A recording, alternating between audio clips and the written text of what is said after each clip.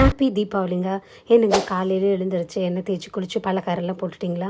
அட நானும் எண்ணெய் சட்டியில் பலகாரெல்லாம் போட ஆரம்பிச்சிட்டேன்னா பார்த்துக்கோங்களேன். முதல்ல ஸ்வீட்டோட ஆரம்பிப்போன்னு கருப்பட்டி பணியாரங்க. ஸோ கோதுமை மாவு இருக்கு இல்லைங்களா, அதில் வந்து கருப்பட்டி போட்டு அதுக்கப்புறமா தேங்காயெல்லாம் போட்டு பண்ணேன். அப்புறமா உளுந்த வடைங்க. ஸோ உளுந்த வடை வந்து ஓரளவுக்கு சாஃப்டாக வந்துருச்சு. உளுந்த வடையை போட்டுட்டு இருக்கும்போதே அப்படியே அல்லேக்கா மாமாவை தூக்கிட்டு வந்துட்டாங்க குளிக்க ஊற்றுறதுக்கு. சரி, மாமாவையும் எண்ணெய் தேய்ச்சி குளிக்க ஊற்றியாச்சு. மீன் பாயில் நம்ம வந்து உளுந்த வடையும் எடுத்தாச்சுங்க. ஓரளவுக்கு நல்லாவே இருந்தது. அதுக்கப்புறம் பார்த்திங்கன்னா வெங்காய வடை. ஸோ என்ன பண்ணேன், வெங்காய வடையும் எடுத்து அப்படி கிறிஸ்பியாக இருந்துச்சு. அதுக்கப்புறமா தாங்க நம்மளுடைய மிளகா பஜ்ஜி இதான் நான் ஃபர்ஸ்ட் டைம் ட்ரை பண்ணேன். ஓரளவுக்கு நல்லாவே வந்துச்சுங்க. ஸோ அதுக்கப்புறமா இட்லி எல்லாம் சாமிக்கு படைச்சாச்சு. ஸோ கறி குழம்பு வச்சுருந்தேன். ஸோ கறி குழம்பையும் அப்படியே சூடாக ஊற்றி அதுக்கப்புறமா ஈரல் வச்சுருந்தோங்க. ஸோ ஈரலையுமே வச்சாச்சு. அதுக்கப்புறம் என்ன பண்ண போகிறோம் அப்படின்னு பார்த்தீங்கன்னா, கொஞ்சமாக வந்து மூளை ஃப்ரை பண்ணியிருந்தோம். ஸோ அந்த மூளை ஃப்ரையையுமே சாமிக்கு படைச்சாச்சுங்க.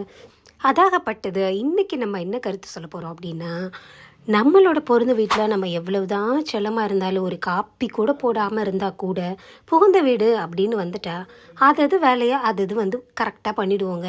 ஏன் அப்படின்னா தனக்குன்னா செஞ்சு தானே ஆகணும்.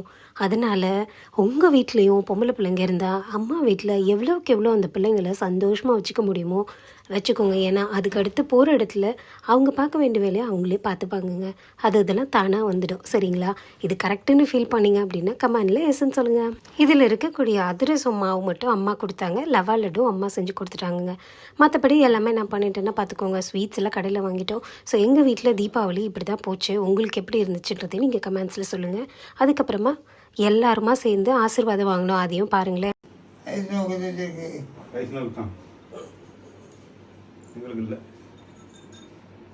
ஓய்யோ இங்கே பாருங்க, ஸ்டைலாக பண்ணு, ஸ்டைலாக போஸ் பண்ணி, ஸ்டைலாக ஒக்க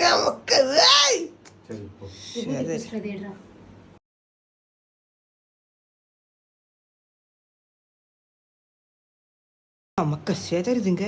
அக்கா பாருங்க, நமக்கு பூச மாட்டிக்காங்க. ஓய்யோ ஓய்யோ ஓய்யோ ஓய்யோ ஓய்யோ ஓய்யோ ஓய்யோ பட்டையை போடுங்கப்பா. அவ்வளவு தாங்க.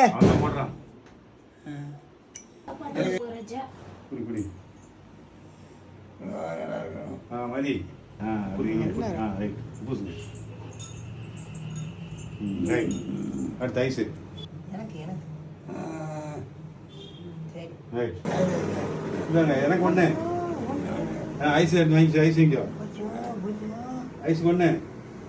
உங்கள் தீபாவளி எப்படி இருந்ததுன்றதையும் கமெண்ட்ஸில் சொல்லுங்கள். பாய்.